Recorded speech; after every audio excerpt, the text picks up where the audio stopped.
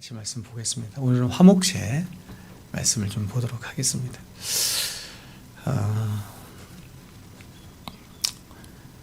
제가 우리 아까 김선아 집사님 제가 이야기를 들으면서 참 우리 성도님들에게 또 우리 교회에 또 저에게도 참 고난이 많다 하는 생각을 제가 해요. 우리 집사님께서 어떤 일을 만나셨고 어떤 고난을 만나셨는지 모르겠지만 우리가 다 알겠습니까? 그렇죠? 제가 지난주에도 여러분에게 설교했던 것처럼 참 우리에게 하나님의 긍휼하심이 얼마나 필요한가 하는 생각을 하고 또 그래서 참 우리가 하나님의 은혜 안으로 은혜의 품속으로 참 우리가 피함이 필요하다라고 하는 생각이 저 들어요. 저도 이번 주에 거의 꼴깍 하겠더라고, 죽겠더라고. 하나님 이대로 가다가 죽겠습니다. 이런 생각이 들 정도로 제가 너무 힘든 한 주를 보냈어요.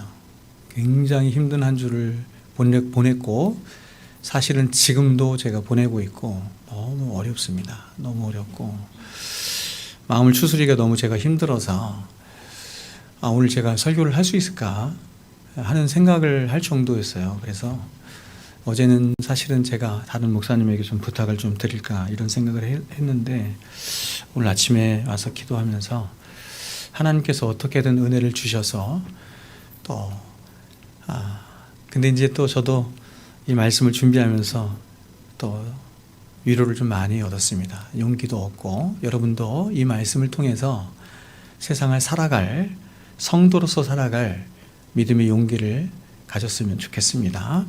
자, 오늘은 5대 제사 중에 화목제를 살펴보겠습니다. 화목제를 살펴보겠습니다. 오늘 우리가 함께 살펴볼 화목제는 5대 제사 중에 세 번째 제사인데, 자, 번제, 그 다음에 소제, 다음에 있어지는 화목제예요. 화목제.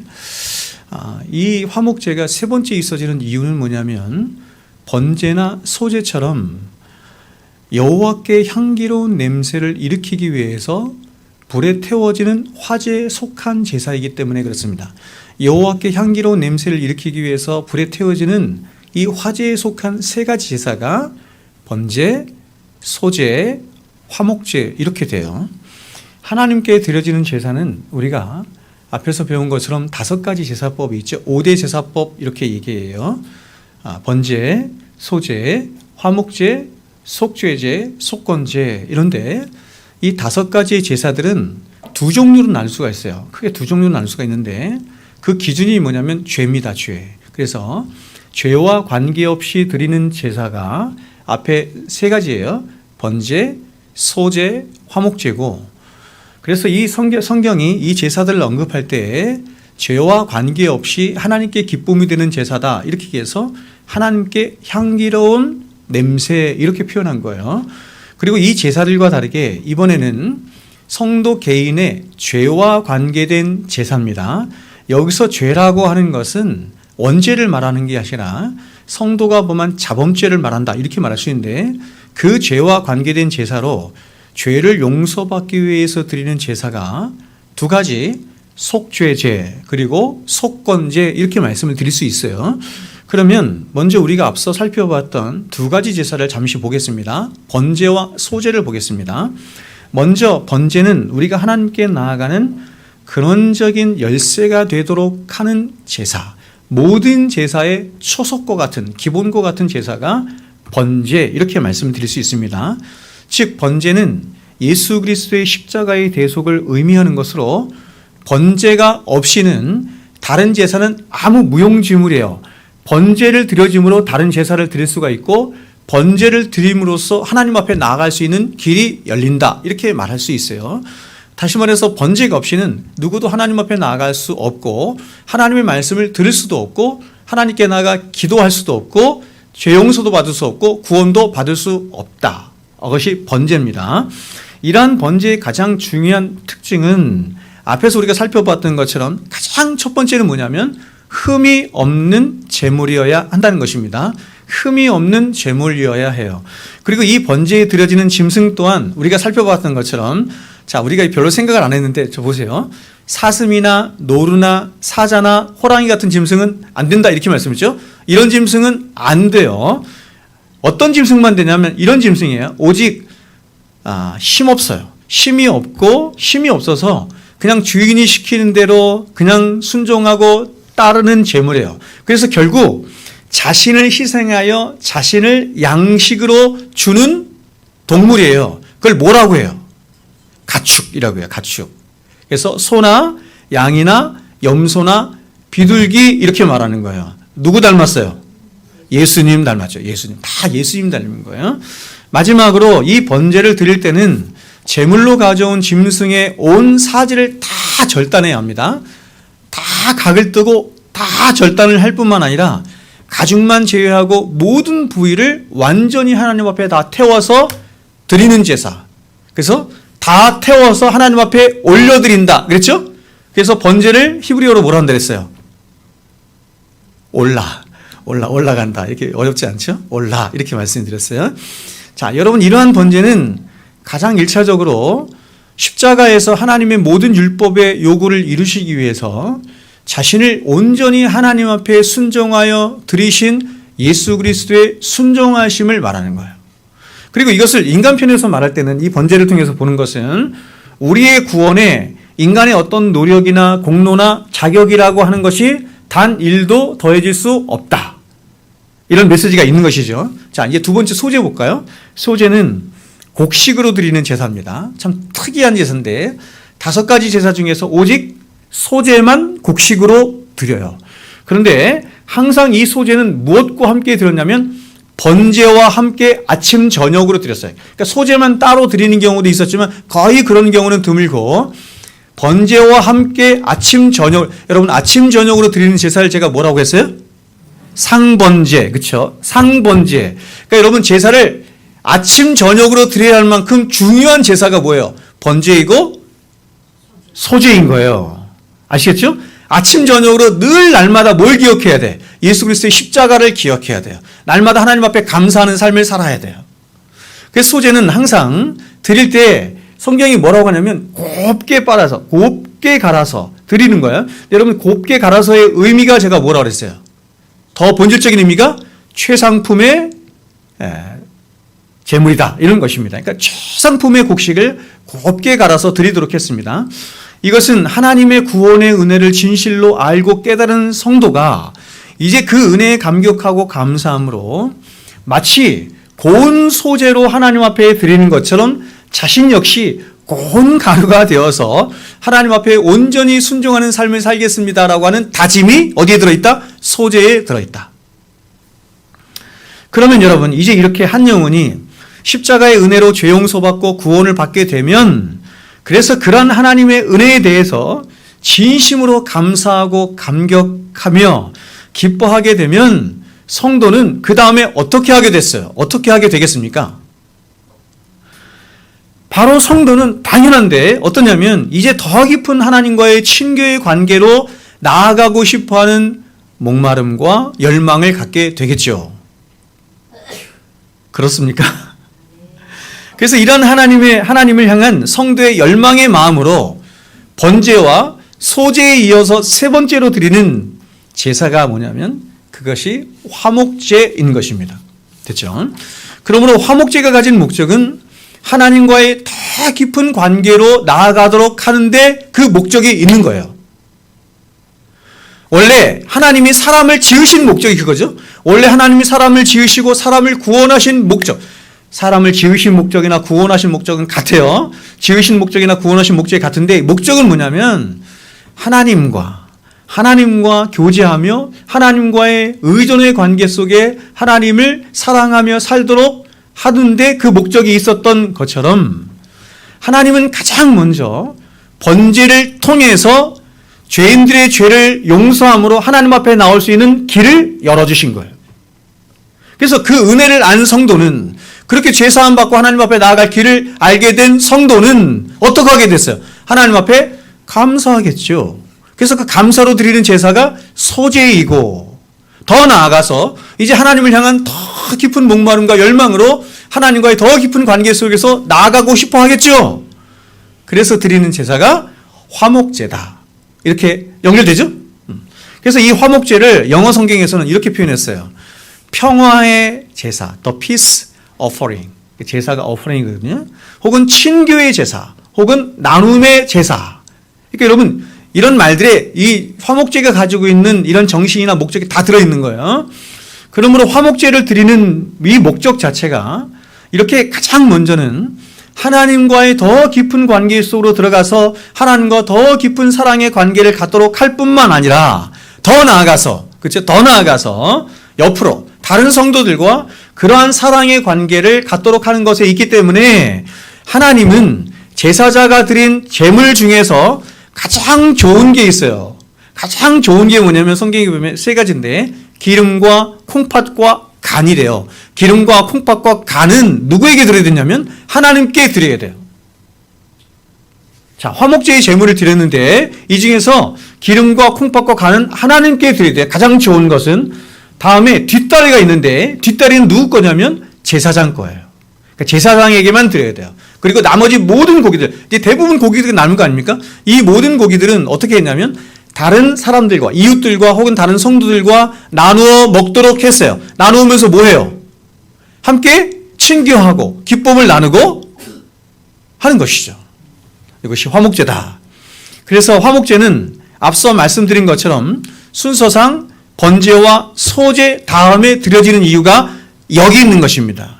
자, 오늘은 제가 이 화목제에 대해서 살펴보려고 하는데 그 중에서 자 보세요. 화목제를 드리는 방법이나 혹은 조금 전에 말씀드린 것처럼 왜 하나님께는 기름이나 콩팥이나 간을 드리는지, 그리고 이게 왜 귀한 것인지, 이것이 의미하는 바가 무엇인지, 이런 것들, 또 제사장에게는 왜 뒷다리를 주도록 했는지, 그리고 나머지 고기들은 왜 다른 백성들과 나누며 기쁨을 나누도록 했는지, 이런 말씀들을 다 나누려고 하면 한 2시간 정도 필요해서 이것은 제가 오늘은 생략하고, 오늘은 화목제의 가장 핵심적인 부분, 화목제가 3가지 제사를 드리거든요. 화목제가 그냥 한 가지 제사가 아니라 화목제를 3가지 방법으로 하나님께서 드리도록 하셨어요. 그 3가지만 제가 집중적으로 말씀을 좀 드려보도록 하겠습니다. 자, 여러분, 제가 지금 방금 말씀드린 것처럼 하나님이 명하신 화목제를 드리는 방법은 총 3가지가 있어요. 그 3가지 방법이 지금 레위기 7장에 나오는데 첫 번째 방법이 뭐냐면 감사제예요. 감사제. 레위기 7장 11절부터 14절 보세요. 이렇게 말합니다. 자, 7장으로 한번 가겠습니다. 7장 11절부터 14절 보면 하나님께서 이렇게 말씀해요. 여호와께 드릴 화목제물의 규례는 이러하니라. 만일 그것을 감사함으로 드리려면 기름 섞은 무교병과 기름 바른 무교전병과 고운 과류에 기름 섞어 구운 과자를 그 감사제물과 함께 드리고, 또 유교병을 화목제물에 감사제물과 함께 예물을 드리되 그 전체의 예물 중에서 하나씩 여호와께 거제로 드리고 그것을 화목제의 피를 뿌린 제사장들에게 돌릴지나. 여러분, 첫 번째 화목제의 방법이 뭐냐면 하나님 앞에 감사할 때 드리는 감사제예요. 그리고 이러한 감사제에 의해서 두 번째와 세 번째 화목제를 드리는 방법을 이어서 성경이 말씀하는데, 자, 15절부터 보면 이렇게 말씀합니다. 감사함으로 드리는 화목제물의 고기는 드리는 그날에 먹을 것이요 조금이라도 이튿날 아침까지 두지 말 것이라. 그러나 그의 예물의 제물이 서원이나 자원하는 것이면, 서원제나 자원제로 드리는 것이면 그 제물을 드린 날에 먹을 것이요 그 남은 것은 이튿날에도 먹되 그 제물의 고기가 셋째 날까지 남았으면 불사를 지니라. 그러니까 여러분, 이게 성경을 이렇게 아주 면밀히 보거나 이걸 제대로 이렇게 신학적으로 보지 않으면 이 화목 제물에 이런 이런 방법이 이거 몰라요. 설명을 해줘야 되는 거예요. 자, 여러분, 두 번째와 세 번째 화목 제물의 방법이 뭐냐면, 두 번째는 뭐냐면 하나님 앞에 서원할 때 드리는 서원제가 있고, 세 번째가 뭐냐면 자원하여 드리는 자원제가 있는 거예요. 그러므로 화목제는 크게 3가지 방법이 있죠. 자, 첫 번째가 뭐였어요? 감사제. 두 번째는 서원제. 세 번째는 자원제. 됐죠? 어렵지 않죠? 자, 그럼 이것을 하나씩 살펴보도록 하겠습니다. 간단하게 제가 살펴볼게요. 먼저 하나님이 명하신 첫 번째 화목제의 종류가 뭐냐면 감사제예요. 감사할 때 드리는 것입니다. 그래서 이 감사제를 다른 말로 하나님 앞에 나아가 감사합니다라고 고백한다라고 해서 이 감사제를 고백제라고도 불렀어요. 예를 들어 어떤 사람이 병 낫기를 위해서 기도했는데 병이 나았어요. 병이 나았다든지 아니면 오랫동안 가족들의 구원을 위해서 기도했는데 하나님께서 가족들을 구원해 주셨어요. 얼마나 감사합니까? 그래서 하나님 앞에 감사함으로 기도 응답해 주신 것에 대해서 감사함으로 드리는 제사, 그것을 감사제라고 한다고요. 근데 여러분, 이 감사제는 자, 궁극적으로 어디에 속해 있어요? 잘 봐요. 감사제는 어디에 속해 있어요? 화목제물에 속해 있어요. 화목제물은 하나님과의 더 깊은 관계 속으로 들어가는 거네요. 그렇죠? 하나님과 더 화목하게 하는 것이고 더 깊은 관계로 들어가도록 하는 거잖아요. 그러므로 여러분, 감사제는 결국 어디로 나아가도록 한다? 하나님과 화목하는 곳으로 나아가도록 하는 것이다. 이렇게 말하는 것이죠. 됐죠? 이것은 여러분, 사람과 사람 사이도 마찬가지입니다. 바로 사람들과의 관계 속에서 누군가 나에게 호의를 베풀어 줬을 때 그것에 대해서 감사를 표하면 그 두 사람의 관계가 더욱더 돈독해져요. 그러나 상대방이 많은 호의를 베풀어 주었음에도 불구하고 그것에 대해서 감사하지 못하면 오히려 두 사람의 관계가 굉장히 소원해지게 될 수도 있어요.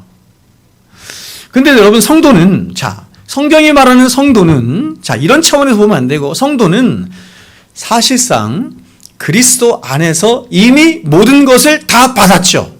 아멘? 그래서 아까 우리 김선아 지사님이 묵상한 게 십자가였대요. 고난을 받을 때도 십자가. 왜요? 예수님께서 약속하셨거든. 테텔레스타이, 내가 다 이뤘다. 너의 인생은 하나도 부족한 거 없어. 지금 네가 고난받고 네가 어려움 당하는 것 같고 너의 인생이 굉장히 핍절한 것 같지만 그렇지 않아. 그건 그런 면으로 그런 관점에서 보면 안 돼. 나는 너의 인생을 완전하게 했어. 테텔레스타이, 다 이뤘다. 이렇게 말씀하셨다. 그러므로 하나님이 베풀어 주신 구원이 얼마나 영광스럽고 복된 것이며 또 하나님 베풀어 주신 은혜가 얼마나 크고 놀라운 것인지를 진정으로 알고 깨달은 성도라고 한다면 성도는 감사하지 않을 수 없겠죠. 어떤 상황 속에? 모든 상황 속에서 감사하게 되겠죠. 그래서 여러분, 구원받은 성도의 가장 첫 번째 표지가 뭐냐면 감사예요. 감사. 감사는 성도의 표상입니다. 표상. 그리고 이렇게 감사가 넘치는 성도에게 하나님의 은혜는 더욱 크게 넘쳐요. 자, 여러분, 이게 반복되는 건데 하나님 앞에 감사를 했더니 뭐가 넘치더라? 은혜가 넘치더라.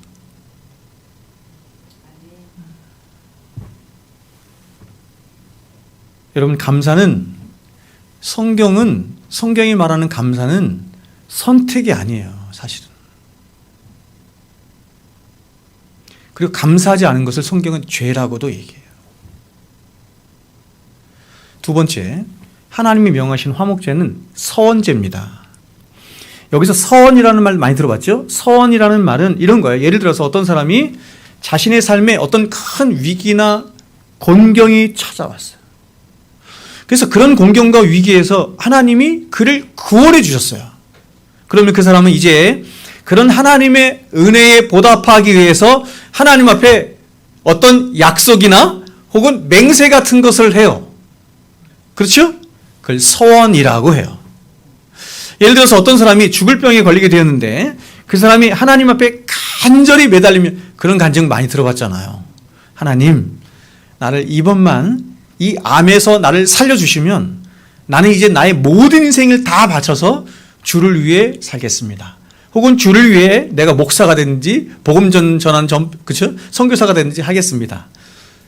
이런 사람 많이 있잖아요. 근데 하나님이 그런 그의 기도를 들어주시고 정말로 그를 살려주신 거예요. 이럴 때 이 사람은 자신이 서원하는 것을 하나님 앞에 갚기로 맹세하며 제물을 드리게 되는데 그 제물이 혹은 그 제사가 바로 서원제예요. 제가 가르친 제자 중에 하나가 기도원에 가서 이제 막 기도를 하러 간 거예요. 신대원에 갈 것인가 말 것인가, 목사가 될 것인가 말 것인가 갔어. 근데 그 기도원 원장이 너는 신대원에 가기로 하나님께서 정하셨다. 누가? 기도원 원장이 말해준 거예요. 그러면서 말하기를, 그러니까 너 서원제 드려. 그래서 500만 원 카드로 긁고 왔다고 하더라고. 돈이 없으니까 카드로 긁고 왔다. 사기성이 농후하죠. 그런 거는 아니에요. 그런데 여러분 보세요. 서원제 역시 어디에 속했어요? 화목제에 속했단 말이에요. 그러면 내가 하나님 앞에 막 공경에 처했는데 그때 하나님 앞에 막 서원을 했어요. 그래서 서원을 갚으면 하나님과의 관계가 더 깊어지게 된다. 이렇게 말하는 거예요. 됐죠? 여러분 성경에 이런 서원제를 드린 여러 인물들이 나오는데 그중에서 가장 대표적인 인물이 누구냐면 야곱입니다.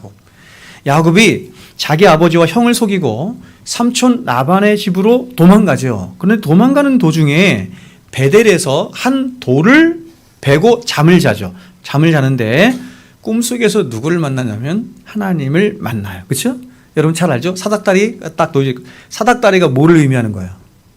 사닥다리가 예수 그리스도를 얘기하는 거예요. 중보자 되신 예수. 하늘과 땅을 이어주는 것.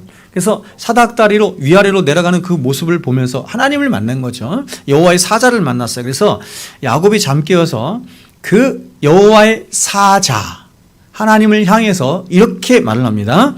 야곱이 서원하여 이르되, 자 보세요. 서원하여 이르되 하나님이 나와 함께 계셔서 내가 가는 이 길에서 나를 지키시고 먹을 떡과 입을 옷을 주시어 내가 평안히 아버지 집으로 돌아오게 하시면, 굉장히 어떤 면에서 딜을 하는 거잖아요. 그렇죠? 하시면 여호와께서 나의 하나님이 되실 것이요. 참 하나님이 인자하십니다. 하나님이 되실 것이요. 내가 기둥으로 세운 이 돌이 하나님의 집이 될 것이요. 하나님께서 내게 주신 모든 것에서 10분의 1을 내가 반드시 하나님께 드리겠나이다. 야곱이에요. 도둑놈이에요. 하나님과도 딜을 해서 자신의 욕심을 채우겠다 하고 있는 야곱, 도둑놈, 거짓말하는 쟁이. 우리가 다 누구다? 야곱이다. 야곱이에요. 여러분 이렇게 신앙생활 하는 사람이 얼마나 많습니까?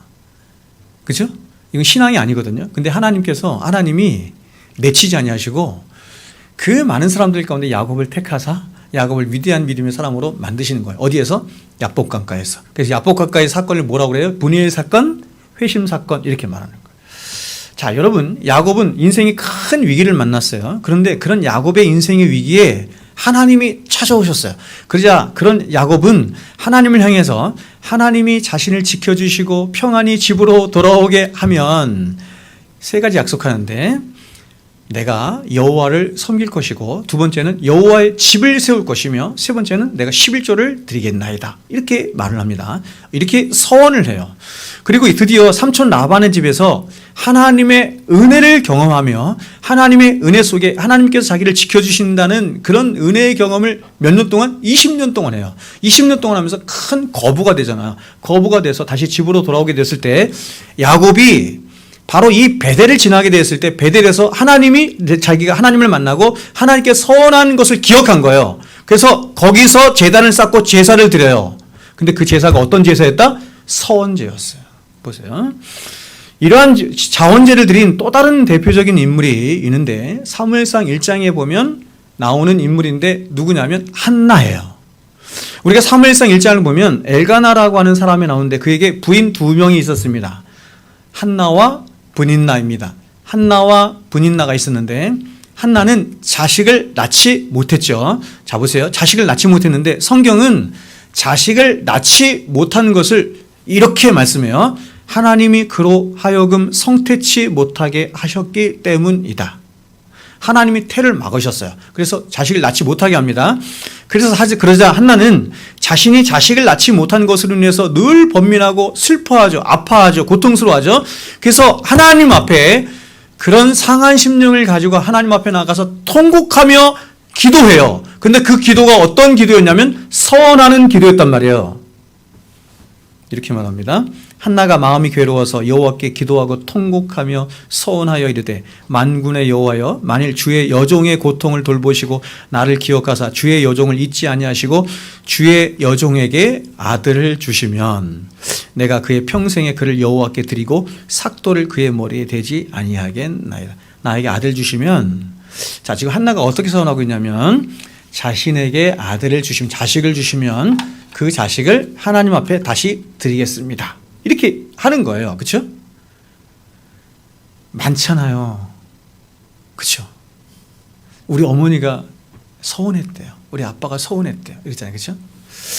그래서 서운했습니다. 그런데 하나님이 그런 그녀의 기도를 들으시고 자식을 주셨어요. 그 자식이 누구예요? 사무엘입니다. 그래서 한나가 어떻게 하냐면 그녀는 자신이 하나님 앞에 서원한 것을 늘 기억하는 거예요. 두려운 마음으로 기억하면서 자신의 남편 엘가나에게 말을 한 거예요. 내가 하나님 앞에 서원한 것이 있는데 내가 하나님 앞에 그 서원한 것을 반드시 갚겠습니다 라고 남편에게 해요. 근데 여러분, 그 남편 엘가나는 한나를 굉장히 사랑하는 사람이었거든. 그래서 그 서원한 것을 그대로 들어주도록 그렇게 얘기를 합니다. 그래서 한나는 그러한 자신의 서원을 따라서 아이가 젖을 때는 3살이 될 때까지, 이게 율법이에요. 율법에 나오는데 3살이 될 때까지 집에서 양육하고 기르다가 이제 3살이 되자 아이를 데리고 하나님 앞에 나아가서 성전으로 갔겠죠. 성전으로 가서 제사를 드리며 실제로 하나님 앞에 사무엘을 드리게 되는데 그때 드린 제사가 어떤 제사냐면 바로 이 서원제였습니다. 제가 한번 읽어드릴게요. 사무엘상 1장에 젖을 뗀 후에 그를 데리고 올라갈새 수소 3마리와 밀가루 1에바와 포도주 1가죽부대를 가지고 실로 여호와의 집에 나갔는데 아이가 어리더라. 그들이 숫소를 잡고 아이를 데리고 엘리에게 가서 한나가 이르되 내 주여 당신의 사심으로 맹세하나이다. 나는 여기서 내 주 당신 곁에 서서 여호와께 기도하던 여자라. 서원하던 여자라. 아이를 위하여 내가 기도하였더니 내가 구하여 기도한 바를 여호와께서 내게 허락하신지라. 그러므로 나도 그를 여호와께 드리되 그의 생명을 여호와께 드리나이다 하고 그가 거기서 여호와께 경배하니라. 서원한 것을 하나님 앞에 갚으러 왔습니다. 이런 뜻이에요. 그러므로 화목제는 그 화목제가 가진 목적처럼 하나님과 더 깊은 관계로 나아가도록 하는 제사인 것인데, 그런데 이 화목제가 감사제처럼, 보세요. 자, 2가지를 제가 지금 얘기하는 거예요. 감사제처럼 하나님께서 기도에 응답을 해주셨던지, 아니면 어떤 소원하는 바가 이루어졌을 때 하나님 앞에 하나님께서 나의 소원을 들어주신 것을 위해서 감사함으로 예물을 드림으로 그 하나님과의 관계가 더 깊은 데로 나아갈 수도 있는 것이고, 2번째, 서원제처럼 어떤 어렵고 힘든 상황에서 하나님을 더욱더 의지하고 그래서 하나님께 더 충성하고 하나님께 더 자신을 드리고 싶고 헌신하는 함으로 그렇게 서원제를 드림으로, 이렇게 드림으로도 하나님과의 관계가 더 깊은 관계로 나아갈 수 있게 된다. 이렇게 말하는. 됐죠? 그러니까 여러분, 이러한 화목제를 지금 오늘을 살아가는 저와 여러분들에게 적용한다면 바로 하나님이 저와 여러분을 하여금 하나님과의 더 깊은 관계로 나아가도록 하시는 방법이 여러 가지가 있는데, 하나님이 우리를 창조하신 목적도, 하나님 우리를 구원하신 목적도 하나님과의 더 깊은 관계로 나아가도록 하는 것이 목적이라고 했잖아요. 그래서 하나님이 가장 기뻐하시는 장소가 골방이에요. 그래서 하나님과의 더 깊은 관계로, 더 하나님을 누리고 더 하나님을 사랑하는 그 관계 속으로 나아가도록 하시는 하나님의 방법이 여러 가지가 있는데, 먼저는 어떻게 하냐면 우리가 소원하는 바를 하나님이 들어주심으로. 그렇죠? 야, 하나님이 이런 기도를 들어주셨네. 하나님 감사합니다 하며 하나님과의 관계가 더 깊어질 수 있죠. 여러분, 부모 자식 간에도 마찬가지잖아요. 그렇게 하잖아요. 그렇죠? 우리 애들이 엄마 나 이거 사주세요, 저거 사주세요, 오랫동안 막 엄마 쪼르고 막 그 소원하는 게 있었어요. 근데 그거를 막 들어줬단 말이에요. 엄마 더 좋아하잖아요. 이런 방법이 있고, 이와는 반대로 많은 고난과 어려움 속에서 더 하나님을 의지하고 바라보게 하심으로, 그래서 그러한 고난 속에 진짜 살아계신 하나님을 경험하고 더 큰 하나님의 은혜를 경험하게 하심으로 하나님과의 더 깊은 관계 속으로 나오도록 하기도 하신다. 이렇게 말하는 거예요. 자, 그럼 여기서 질문입니다.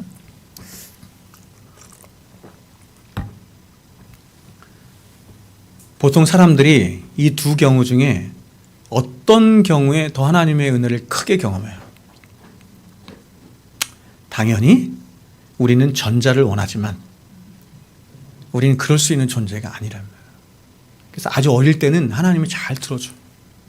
근데 오히려 신앙이 성숙하잖아요. 그럼 우리가 그런 기도도 잘 안 하지만 기도도 응답도 잘 안 돼요. 하나님 우리에게 진짜 좋은 것을 주실 때 우리가 원하는 것을 들어주심으로 좋은 것을 주실 때도 있지만 진짜 좋은 것을 주실 때는 후자예요. 오히려 고난과 고통 속에서 진짜 좋은 것을 주셔요. 여러분, 이에 대한 가장 대표적인 예를 제가 여러분에게 말씀을 드리고 싶습니다. 고린도후서 12장 말씀인데, 자, 이 고린도후서 12장을 보면 사도 바울이 나오죠. 굉장히 유명한 사건이 나오는데 사도 바울이 14년 전에 낙원이라고 하는 곳에 다녀온 간증을 하는 장면이에요. 그러니까 여러분 14년 동안 이 말씀을 사실 여러분에게 좀 자세히 좀 드리고 싶은데 14년 동안 사도 바울은 낙원이라고 하는 곳에, 천국이라고 하는 곳에 다녀와서 말로 다 할 수 없는 계시와 환상을 다 봤는데도 14년 동안 한 번도 간증을 안 한 거예요. 그 이유를 12장에서 얘기해요. 여러분, 오늘날 얼마나 많은 사람들이 간증을 하며 다닙니까? 그렇죠? 조금만 그냥 무슨 신비한 경험에서도 막 자기가 굉장한 사람처럼 막 얘기하지만 사도 바울은 천국까지 갔다 왔는데도 말할 수 없는 계시를 다 받았는데도 14년 동안 간증을 한 번도 안 했다니까요. 그리고 그렇게 뭐라고 얘기했냐면 그렇게 간증하는 것이 너에게 하나도 유익이 안 된다. 이렇게 얘기해요. 들어보세요. 이렇게 말합니다. 내가 그리스도 안에 있는 한 사람을 아노니. 보세요. 그리스도 안에 있는 한 사람, 누구 말하는 거예요? 자기를 말하는 거예요. 그리스도 안에 있는 한 사람을 아노니 내가 걔를 안다. 내가 바울을 안다. 이렇게 얘기하는 거예요. 그는 14년 전에 셋째 하늘에 이끌려 간 자라. 셋째 하늘이라고 말한 이유는 뭐냐면 이스라엘 백성들이 갖고 있는 하늘에 대한 게 세 가지가 있었단 말이에요. 영어로 sky, space, heaven이에요.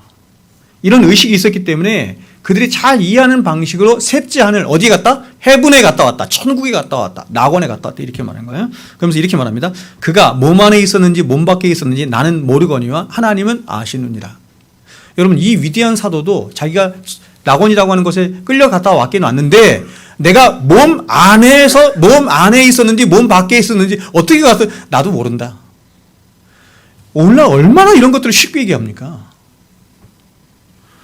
내가 이런 사람을 아노니 그가 몸 안에 있었는지 몸 밖에 있었는지 나는 모르거니와 하나님은, 다시 반복해요. 두 번이나. 그러면 이렇게 말합니다. 그가 낙원으로 이끌려 가서 말로 표현할 수 없는 말을 들었으니 사람이 가히 이르지 못할 말이로다. 여러분, 사람이 가히 이르지 못할 신비스럽고 위대한 천국에 가는 비밀들을 다 듣고 봤어. 참을 수 있겠어요? 여러분 같으면? 그런 사람들 지금 전국 다니면서 간증하고 다니거든.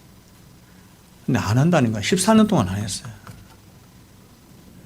그래서 하나님은 바울이 이런 일로 교만하지 않도록 그에게 뭘 주시냐면 사단의 사자를 주세요. 여러분, 옛 개혁 성경은 이거를 사단의 뭐라고 표현했어요? 가시, 이렇게 표현해요. 사단의 가시 있는데 여기 개혁개정 성경은 사단의 사자, 이렇게. 여러분, 여기서 사자라고 말씀드린 한 표현이 스콜라스인데 가시, 말뚝 이런 뜻이에요. 가시가 박혔다 혹은 말뚝이 박혔다 이런 뜻이에요. 누가 그렇게 했다? 사탄이 그렇게 했다는 거예요. 근데 이거를 개혁개정 성경은 이게 난 사실 더 마음에 안 드는데 사단의 사자 이렇게 표현해서, 이것은 뭐냐면 사단이 죽이려고 마음먹고 준 고통처럼 바울이 그만큼 고통스러웠다라고 하는 것을 사단의 사자 이렇게 표현한 것입니다. 7절에 이렇게 표현해요. 여러 계시를 받은 것이 지극히 크므로. 여러분, 여러 계시를 받은 것이 지극히 크므로를 이걸 다시 이렇게도 말할 수 있을 것 같아요. 사도 바울이 가진 복음을 맡은 사명이 너무 크므로. 이상하지 않아요? 너무 크므로. 너무 자만하지 않게 하시려고 내 육체에 가시 곧 사탄의 사자를 주셨으니 이는 나를 쳐서 너무 자만하지 않게 하려 하심이라.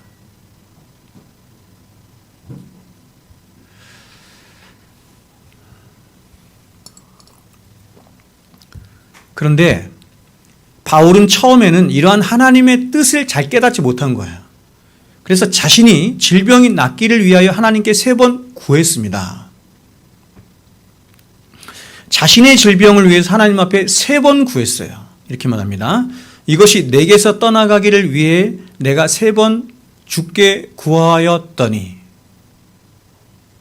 3번 구했다라고 하는 것은 뭐냐면 그냥 하나님 주십시오 이렇게 구했다는 것이 아니라 간절한 마음으로 하나님 앞에 3번이나 나와서 하나님 앞에 구하였더라, 이런 뜻이거든요.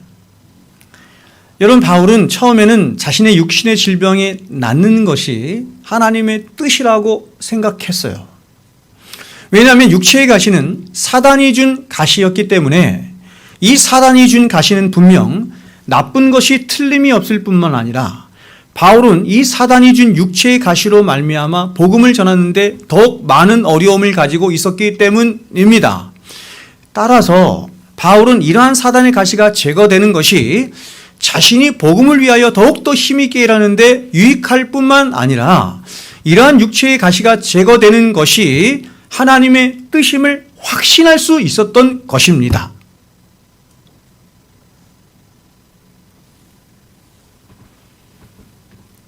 그렇겠죠. 그래서 바울은 병이 낫기를 위하여 하나님 앞에 간절히 구하고 또 구하고 구한 거예요. 내가 하나님의 영광을 더 위해서 살기를 원합니다.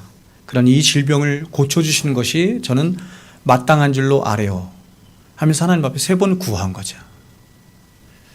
그러면 이제 이 위대한 사도의 기도에 우리는 기대할 겁니다. 하나님이 어떻게 응답해 주시는가라고 하는 것을 기대할 것입니다. 그리고 우리는 생각할 거예요. 마땅히 하나님께서 들어주시는 것이 마땅하다.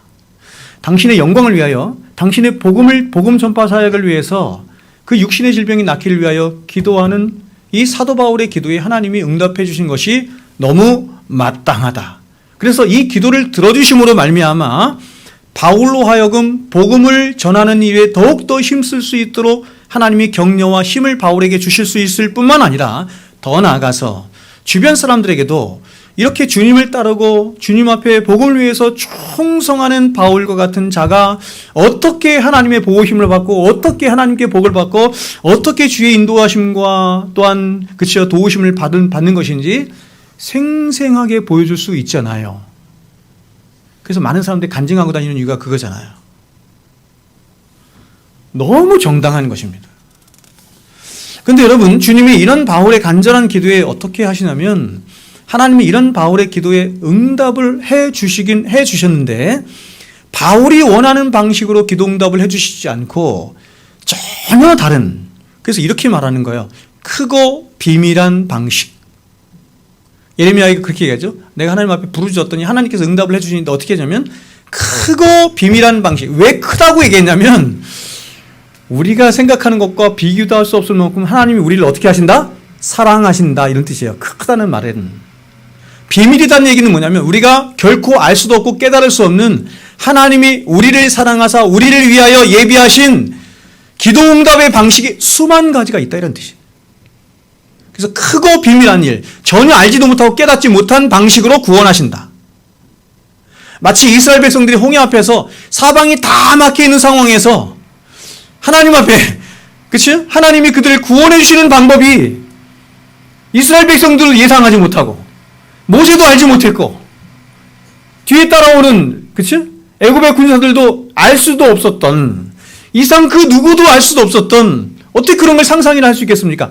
바닷길에 길을 내셔서 그들을 구원하시는 방법, 그런 방식으로 이스라엘 백성들을 구원하셨던 것처럼 하나님이 지금 이 자신에게 구하는, 기도하는 사도 바울의 기도를 들으시고 응답하시고 그를 사랑하시는 방법이 우리들이 생각하는 방식과는 전혀 다르다, 이렇게 말하는 거예요. 어떻게 응답해 주십니까? 성경은 이렇게 말합니다. 9절에 보면 나에게 이르시기를 내 은혜가 내게 족하다. 여러분, 이런 말씀을 우리가 들으면서도 어떤 생각이 드는지 아세요? 우리의 본성 안에서는 하나님, 근데 그거 나 싫어요.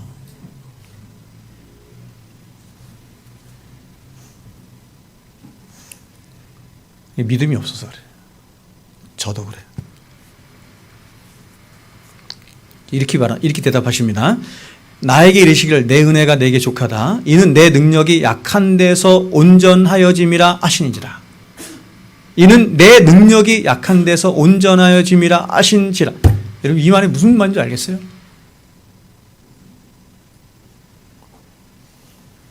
여러분, 이 말씀을 오늘날 사람들이 마음대로 인용하고 마음대로 해석하고 하지만 이게 기독교 신앙의 목적이거든요. 하나님의 능력이 어디에서예요? 약한 데서, 네가 약한 그때에 온전하여진다. 기독교 신앙은 우리의 약함을 목적으로 하는 거예요. 근데 우리는 자꾸 하나님의 능력을 빌어서 내가 강해지려고 하잖아요. 근데 하나님은 그렇게 말씀하시지 않고 뭐라 하냐면, 아니야, 약한 네 안에서 내가 강함을 나타낼게. 나의 강함이 드러나도록 할게. 내게 능력 주신 자 안에서 내가 모든 것을 할 수 있는 말씀을 마음대로 사용하잖아요.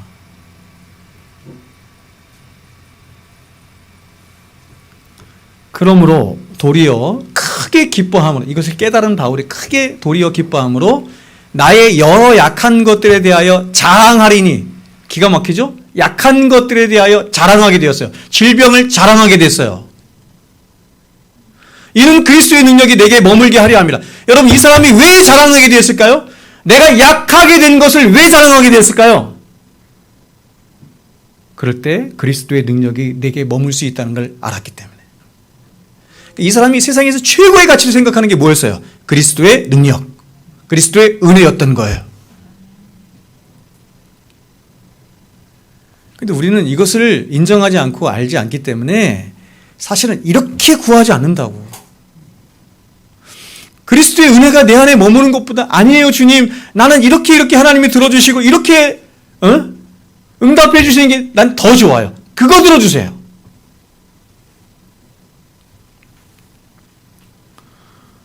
그래서 여러분, 그런 우리를 하나님이 다뤄가시는 게 굉장히 어려운 거예요. 주님은 3번씩이나 가시가 제거되기를 위해서 간구한 바울을 향해서 그 바울의 간구하는 바 그대로 들으시지 않고 어떻게 들으셨냐면, 내 은혜가 내게 족하다. 너에게 있는 그 은혜가 너에게 족하다. 여러분, 네 은혜가 내게 족하다, 이런 얘기는 뭐냐면, 내가 너에게 은혜를 주었는데 그 은혜가 옛날엔 조금이었어. 근데 내가 은혜를 많이 줄게, 이런 뜻이 아니에요. 여러분, 지금 우리 안에 있는 은혜는 항상 좋게요, 안 좋게요? 항상 좋게 하는 거예요. 그래서 이렇게 표현한 거예요. 주님께서 네 은혜가, 지금 네 안에 있는 은혜는 이미 완전히 좋게 하시며, 바울이 전혀 깨닫지 못한 가장 비밀하고 능력 있으며 본질적인 방식으로 사도 바울 안에 있는 은혜를 은혜되게 하시는 방식으로 기도 응답을 해주시는 거예요. 여러분, 그러면 하나님이 어떻게 응답해 주시냐면 보세요. 바울은 처음에 생각하기를 자신의 질병이 고쳐져서 건강한 몸으로 복음을 전하는 것이 자신의 생각이에요. 옳을 뿐만 아니라 하나님의 뜻이라고 확신했어요. 일반적으로 그렇게 생각하는 거 저는 무리라고 생각하지 않습니다. 그래서 바울은 주님 앞에 병 낫기를 위하여 3번이나 간구한 건 뭐냐면 확신을 갖고 간구한 거죠. 여러분, 이러한 바울의 간구는 전혀 개인적인 욕심도 아니고 어떤 면에서 하나님의 영광을 위해서 살겠다고 하는 바울의 너무나 정당한 간구잖아요. 제가 여러분에게 기도를 가르칠 때 이렇게 가르치잖아요. 기도를 필요와 원함 이렇게 나눴죠? 하나님 앞에 뭘 구해야 된다 그랬어요? 필요는 구하되 원함은 구하면 안 된다. 원함은 죄이고 욕심이기 때문에 구하면 안 된다. 정욕으로 구하는 것은 하나님이 안 들어주세요. 그러나 필요 구하면 돼. 기거할 집이 없어. 하나님 집 주세요. 구하세요.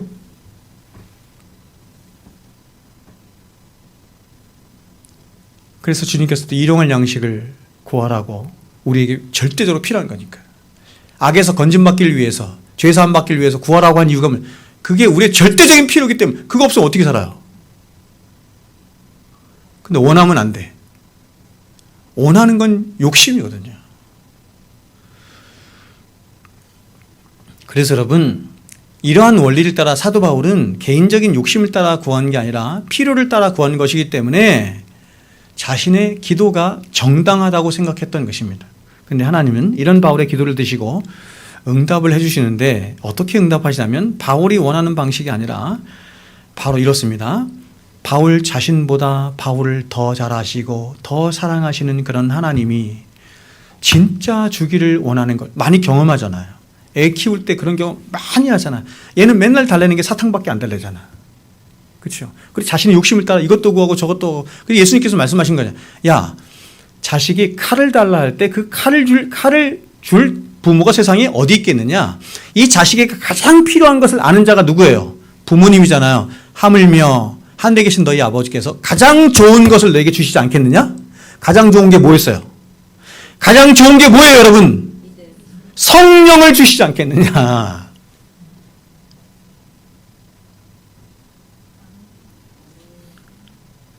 여러분 대답해 보세요. 여러분에게 세상에서 인생 살아가면서 제일 좋은 게 성령이에요?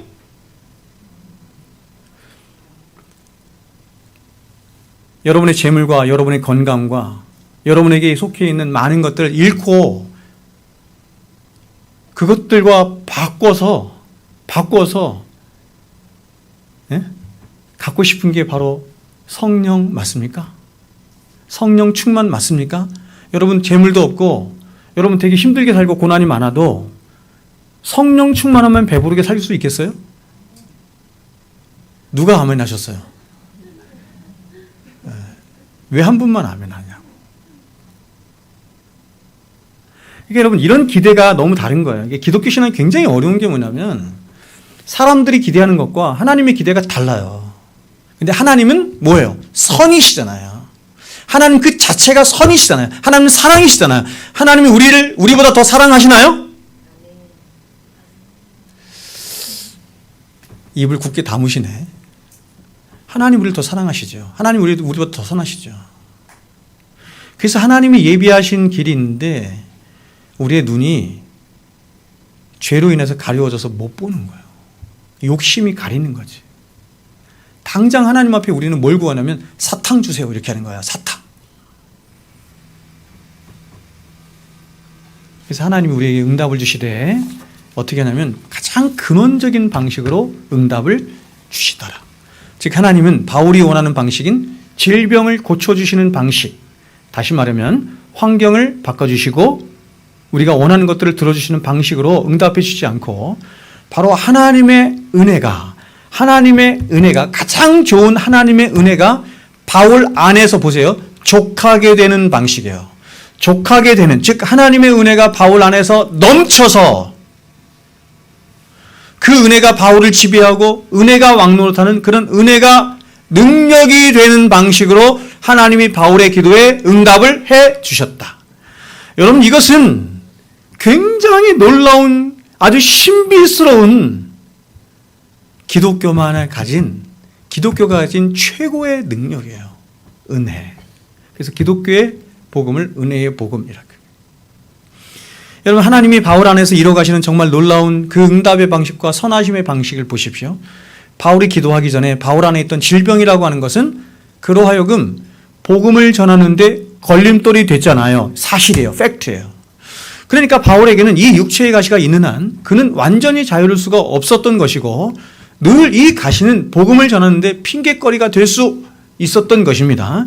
그런데 하나님은 이런 바울에게 네 은혜가 내게 족하다라고 하심으로 이제 바울은 가시의 지배를 받는 자가 아니라 은혜의 지배를 받아 그 가시를 가지고도 얼마든지 기쁨으로 복음을 증거하고 얼마든지 능력 있게 가시를 넘어서 환경을 넘어서 사건을 넘어서 모든 것을 넘어서 복음을 위해 살 수 있는 자가 되도록 하셨다. 그러므로 결국 지금 바울에게 가시가 제거됐어요? 안 제거됐어요? 제거된 것입니다. 그런데 그 가시가 제거되는 것이 놀라운 방식으로 제거된 거예요. 바로 하나님은 바울에게 당신의 은혜로만 족하게 하는 방식으로, 다시 말해서 은혜가 그 사람 안에서 능력 있게 왕노릇하게 하는 방식으로, 그래서 그 은혜가 모든 그 사람이 처한 환경과 처지와 상황과 모든 사건을 뛰어넘게 하는 방식으로, 그래서 이렇게 되는 거죠. 기독교의 가장 위대한 단어가 여기서 나오는 건데, 그럼에도 불구하고예요. 아니, 이런 상황 속에서 어떻게 감사가 나와요? 어떻게 이런 상황 속에서 기쁨이 됩니까? 어떻게 이런 상황 속에서 하나님 앞에 찬양할 수 있어요? 할 수 있어요. 뭐가 그렇게 할 수 있다? 은혜가 그렇게 할 수 있다. 은혜가 그렇게 할 수 있다. 사람으로서는 그렇게 할 수 없는데 은혜가 그렇게 할 수 있는 것입니다. 여러분, 이것이 기독교이고 기독교 신앙이 가진 목표이자 진짜 능력이에요. 그러니까 여러분, 기독교가 말하는 해방이라고 하는, 자유라고 하는 말이 어떻게 해석되어야 되는지 알겠죠? 기독교가 말하는 해방은, 혹은 자유라고 하는 것은 내가 원하는 것을 다 이루어지는 게, 내가 원하는 대로 다 되어지는 것을, 그거는 자유가 아니라 방종이라고 해요. 기독교가 말하는 진정한 자유는, 해방은 뭐냐면 은혜 안에서의 해방이에요.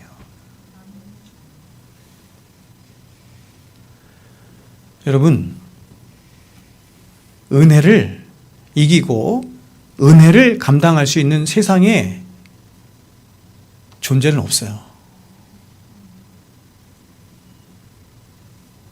그래서 아까 우리 집사님 기도하신 것처럼 세상에 감당할 수 없는 게 신자의 믿음이고, 그 믿음 안에 담겨져 있는 뭐다? 은혜다. 하나님의 은혜다. 성경은 말하는 거예요. 야, 세상에서 가장 위대한 게 뭐니? 가장 위대한 게 뭐니? 은혜예요. 제가 여러분에게 말씀드렸던 것처럼 히브리서 11장에 믿음의 사람들을 쫙 열거한단 말이야. 예? 믿음의 사람들을 쫙 열거한 다음에 결론이 뭔지 아세요? 믿음의 주여 우리를 온전케 하시는 예수를 바라보라. 그 사람들이 위대한 게 아니라, 야, 얘 봐봐. 이렇게 믿음의 위대한 사람들의 삶을 좀 봐. 이렇게 위대한 삶을 만든 게 뭐니? 그 사람들의 자격이니? 그 사람들의 어떤 공론이 아니잖아. 이 사람들은 다 죄인들이었어. 너희들과 똑같은 죄인들이었고 아무 공로 없고 자격 없는, 복음에 대하여 회방자여 핍박자여 포행자여 있을 뿐이었어. 다. 아브라함도 모세도 바울도 다. 그런데 하나님의 은혜가 덮쳤더니, 하나님의 은혜가 가입했더니 그들을 이렇게 위대한 사람들이 만들게 했잖아. 누가 위대하다? 은혜가 위대하다. 그 은혜가 어디에서 왔어요? 예수 그리스도로부터. 그래서 예수를 바라보라. 믿음의 주여 우리를 온전케 하시는 예수를 바라봐. 성경의 결론이에요.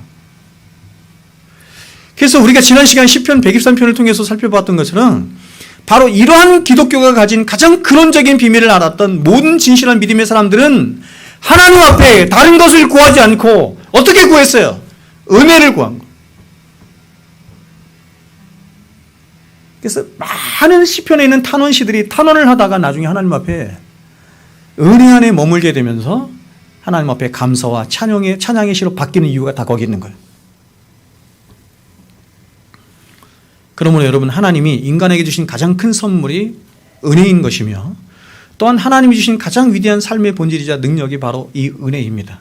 즉, 은혜는 저와 여러분을 사망 권세로부터 구원한 능력이 되도록 했을 뿐만 아니라 우리 인생의 어떤 형편과 상황 속에서도 그 모든 것들을 초월해서 그럼에도 불구하고 기뻐하게 하고, 그럼에도 불구하고 감사하도록 하고, 그럼에도 불구하고 하나님을 찬양하도록 만드는, 하나님이 우리를 구원하시는, 하나님이 우리를 능력 있게 하시는, 하나님이 우리를 사람답게 하시는 하나님이 주신 선물, 은혜입니다. 그래서 성경은 기독교의 복음을 십자가의 복음이라고 하는데, 십자가의 복음을 한마디로 뭐라고 하냐면 은혜의 복음, 이렇게 말하는. 제가 그래서 아까 마이클 호튼 책 소개드렸죠. 은혜의 복음이란 무엇인가? 기독교 복음을 한마디로 정의한 거예요. 그냥 은혜의 복음이에요. 너무 어려워. 이 은혜의 복음을 이 은혜의 복음을 전하려면 나의 생명을 조금도 귀한 것으로 여기지 않겠다. 자, 보세요. 사도 바울이 사도행전 20장에서 보세요. 이 사람이 지금 어디로 올라가고 있냐면 예루살렘으로 올라가요. 하나님 명령을 따라, 성령의 명령을 따라 예루살렘으로 올라가는데 성령이 뭐라고 말하는 줄 아세요? 거기서 너에게 큰 환난과 핍박이 기다리고 있다. 자, 여러분 보십시오. 저 보세요. 은혜의 복음이 좋은 거야, 안 좋은 거야? 은혜의 복음이 좋아요, 안 좋아요? 너무 좋은 거잖아요. 여러분, 이런 복음이 세상에 어디 있냐고, 은혜의 복음이. 그런데 보십시오. 사도 바울은 그 은혜의 복음을 전하려고 하는데, 그 은혜의 복음을 전하려고 하면은 나의 생명을 조금 더 귀한 것으로 여기지 않겠다. 이 말은 뭐냐면 성령께서 말씀하신 것처럼 은혜의 복음을 전하려고 하니 오히려 사람들이 좋아하지 않고 나를 핍박하려고 하네, 나를 조롱하려고 하네, 나를 대적하려고 한다는 거예요. 누가 그렇게 가르쳤어요? 성령께서. 제가 목회를 해보니 은혜의 복음을 전하려 하니 너무 어려워요.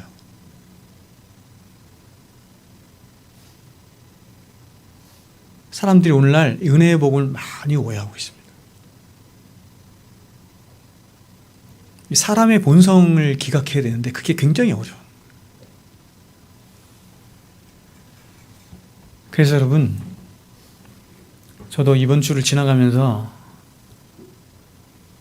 정말 별의별 생각이 다 들고 막 원망이 들고 막 하나님을 향한 탄원이 나오고 독한 마음이 나오고, 여기 서서 여러분에게 말씀을 전하는 목사가 그랬습니다. 근데 결국 어디로 가냐면, 뭘 구하냐면 하나님의 은혜를 주십시오. 내가 살 수가 없습니다.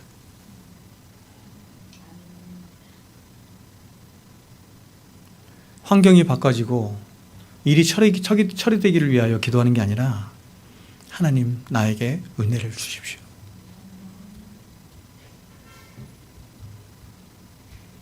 기도하지 않고 어떻게 살 수 있나 모르겠어요. 그래서 바울이 이러한 주님의 뜻을 깨닫게 되자 그는 이렇게 고백합니다. 9절 10절에 그러므로 도리어 크게 기뻐함으로 나의 여러 약한 것들에 대하여 자랑하리니 이는 그리스도의 능력이 내게 머물게 하려 함이라. 그러므로 내가 그리스도를 위하여 약한 것들과 능력과 궁핍과 박해와 곤고를 기뻐하느니 이는 내가 약한 그때의 강함이라. 기독교 신앙의 목표입니다. 목표. 약한 그때의 강함이라. 내 안에서 누가 강해져야 돼요? 내가 강하면 안 돼요. 내가 강하면 죽는 거예요. 제가 경험하겠어. 얼마든지. 내가 살아있으면 내가 죽겠더라고. 제 삶에서 제가 살아있으면 죽겠더라고. 왜냐하면 제 안에서 살아서 역사하는 것은 다 나를 죽이려고 하는 것뿐이야. 온갖 더러운 것과 욕심과 탐욕과 악한 생각과 정욕, 이런 것들만 나와. 그래서 내가 살아있으면 죽겠더라고. 하나님의 은혜를 구하는 거예요. 사도 바울은 알았던 거죠. 오호라 나는 곤고한 자로 이 사망에서 누가 나를 건져내랴. 주님, 은혜로 나를 구원해 주십시오. 내 안에 은혜가 머물게 하여 주십시오. 그리스도의 능력이 내게 머물게 하여 주시옵소서. 하나님이 그렇게 우리에게 응답해 주시기 위해서 사도 바울에게 그렇게 하셨다는 거예요. 그래서 여러분 보세요.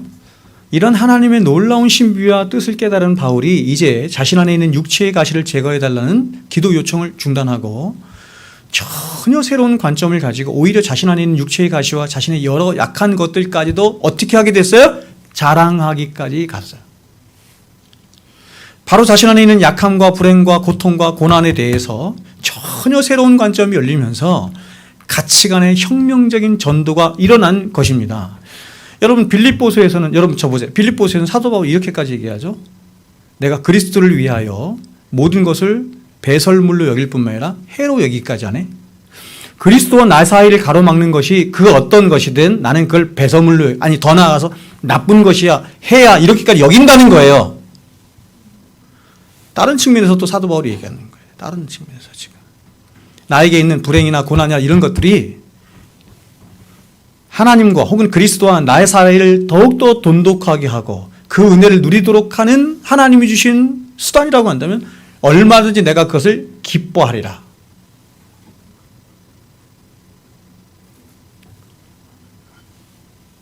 가치관의 혁명적인 전도죠. 여러분, 제가 여러분에게 이런 말씀을 가르쳐드리고 하나님 말씀을 알려드리는 것은 여러분이 이렇게 살 수 있다고 생각하기 때문이 아니에요. 저도 이번 주에 죽겠더라고. 아니, 그냥 정말 이러다가 죽겠구나.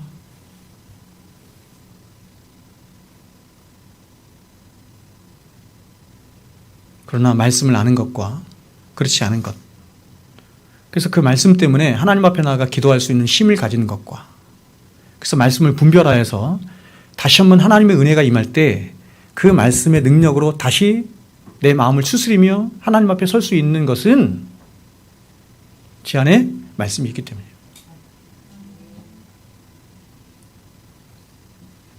세상 사람들 같으면 죽겠더라고.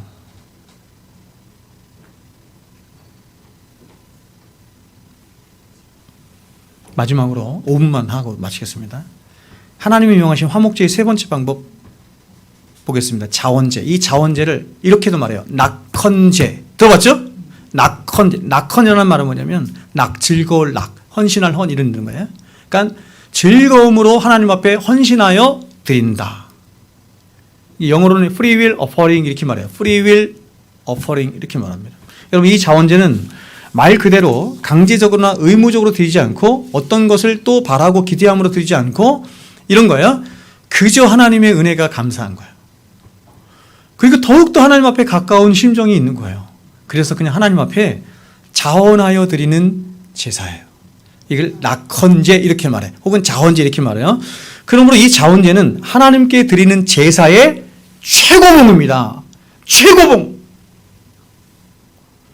즉, 이 자원제는 어떤 것을 바라거나 기대함으로 드리지 않고 오직 하나님의 은혜와 사랑과 그 영광에 압도돼서 더욱 하나님을 위해 살고 싶고 더욱 하나님께 헌신하며 살고 싶은 마음으로 드리는 제사가 이 제사예요. 자원제. 그래서 우리가 구약의 말씀을 보면 특별히 이스라엘 백성들이 성막을 짓고 성전을 지을 때, 성전을 짓는 그런 최고 영광스러운 일을 할 때 그들이 절대로 그 일을 억지로 하지 않고 계속해서 반복되는 성경의 단어가 뭐예요? 즐거이 드림으로, 즐거이 드림으로, 즐거이 드림으로, 즐거이 헌신함으로. 출애굽기 35장입니다.